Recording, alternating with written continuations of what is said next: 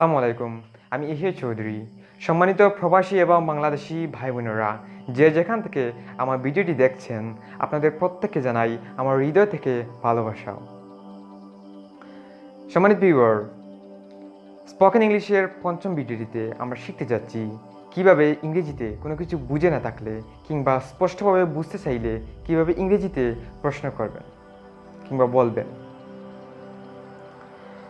প্রথম একটা মিনিট আমি একটা প্রশ্নের উত্তর দিতে চাই, যে প্রশ্নটা আমি সর্বপ্রথম asked me question that I didn't complete my honors or master's level. Could I learn English?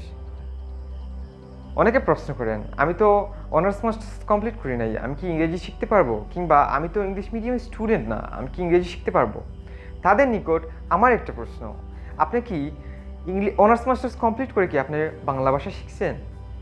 অবশ্যই না। তাহলে আপনাকে ইংরেজি ভাষা শিখতে হলে দুটো জিনিসের প্রয়োজন। নাম্বার ওয়ান, ভালো একজন মেন্টরস, যে আপনাকে ভালো কিছু দিতে পারে। অ্যান্ড সেকেন্ড, আপনার প্র্যাকটিস। আপনারা সবাই জানেন practice makes a man perfect. So আপনাকে প্রথম কিছু শিখতে হবে, তারপর আপনাকে অবশ্যই প্র্যাকটিস করতে হবে, আর তারপর আপনি একজন ফ্লুয়েন্ট স্পিকার হয়ে যাবেন। Let's start for today's class. চলুন আজকের ক্লাসটি শুরু করা যাক। আমরা যখন কোনো কিছু বুঝি না কিংবা স্পষ্টভাবে বুঝতে চাইলে আমরা সাধারণত বলি সরি। আর অর্থাৎ সরি কথাটির অর্থ হচ্ছে দুঃখিত, আমি আপনার কথাটি বুঝতে পারিনি, দয়া করে আবার বলুন। আর এখানে আমেরিকান ব্রিটিশরা যেভাবে বলে, আমেরিকান ব্রিটিশরা বলে আই ব্যাগ ইউর প্যাডন, আমি আপনার কাছে ক্ষমা ভিক্ষা চাচ্ছি, দয়া করে আপনার কথাটি আবার বলুন। ওকে ফাইন, মনে করেন একটা কথা বলছে আপনি বুঝতে পারছেন না, নেক্সট আবার কথা বলছে কেউ, তখন আবারও বুঝতে পারছেন না, আপনি আবার কীভাবে বলবেন? তখন আপনি বলবেন I am sorry, I don't understand, আমি দুঃখিত, আমি আসলে বুঝতে পারতেছি না, দয়া করে কথাটি আবার বলুন। মনে করেন আপনি বারবার সরি বলছেন, একটা ওয়ার্ড বুঝছেন না, তারপর দ্বিতীয় ওয়ার্ডও আপনি বুঝছেন না, বারবার সরি বলছেন। বারবার যদি সরি বলে থাকেন সরি, তাহলে যে স্পিকার যে আপনার সাথে কথা বলছে সে কিন্তু বিরক্ত হয়ে যাবে। সেজন্য আপনি চেঞ্জ করে বলতে পারেন, I repeat, I am sorry, I don't understand, আমি বুঝতে পারতেছি না, আমি দুঃখিত। আপনি যার সঙ্গে কথা বলছেন, যে স্পিকার, সে এত গতিতে এত ফ্লুয়েন্টলি কথা বলতেছে, আপনি আসলে কিচ্ছু বুঝতে পারতেছেন না, তখন আপনি কীভাবে বলবেন? আপনি বলবেন could you speak more slowly, আপনি কি একটু ধীরে ধীরে কথা বলবেন? ফর এক্সাম্পল, আমি এখানে একটা কথা বলি, I am making A video about learning English, আমি একটা ভিডিও তৈরি করতেছি ইংরেজি শেখার সম্বন্ধে। এখন আমি অনেক কিন্তু স্পিডে কথা বলছি, আপনি আমাকে প্রশ্ন করতে পারেন যে could you speak more slowly, তুমি কি একটু ধীরে ধীরে বলবে, ধীরে ধীরে কথা বলবে? Okay fine. এখন মনে করেন আপনি এমন একটা ইংলিশ যেটা আপনি সত্যি বুঝতে পারতেছেন না, কিংবা এমন একটা ওয়ার্ড যেটা আপনি বুঝতে পারতেছেন না।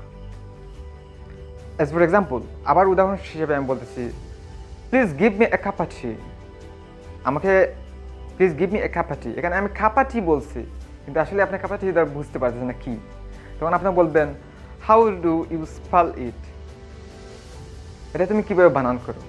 আসলে নেটিভ স্পিকাররা বলে এ কাপ অফ টি রে, তারা বলে কাপাচি। তখন আপনি প্রশ্ন করবেন how do you spell it, তখন সে উত্তর দিবে cup, C U P, cup O F of T tea, cup of টি।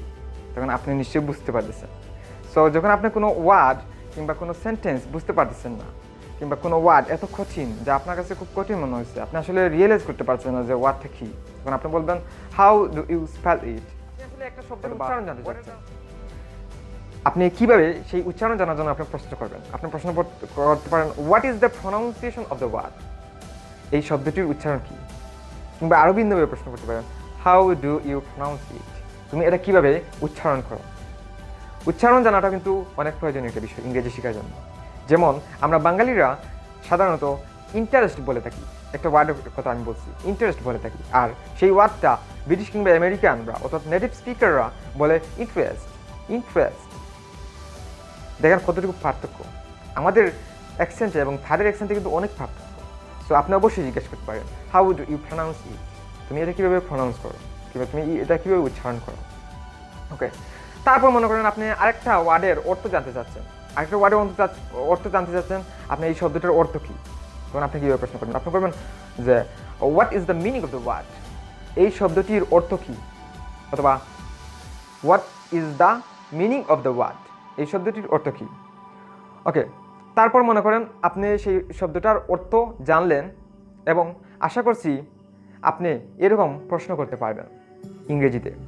আর অবশ্যই ইংরেজি শিখতে গেলে আপনাকে অবশ্যই ইংরেজিতে প্রশ্ন করতে হবে, কিন্তু আপনি জানেন ইংরেজিতে যদি আপনি প্রশ্ন না করেন তাহলে কিন্তু আপনার ইংরেজি শেখাটা হবে না।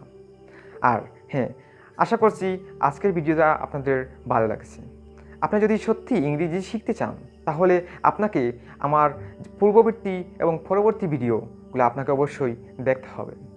আর সেই ভিডিওগুলোর জন্য আপনি আমার চ্যানেলে, অর্থাৎ previous video spoken English class 1, 2, 3, 4, আমি কিন্তু এখন ক্লাস 5-এ আছি, অর্থাৎ 5 নম্বর ভিডিও আমি করতেছি। আপনি সমস্ত ভিডিওগুলো দেখবেন এবং যদি আপনার মতামত থাকে তাহলে আমাকে কমেন্ট বক্সে জানাবেন। সবাইকে অনেক ধন্যবাদ। আসসালামু আলাইকুম।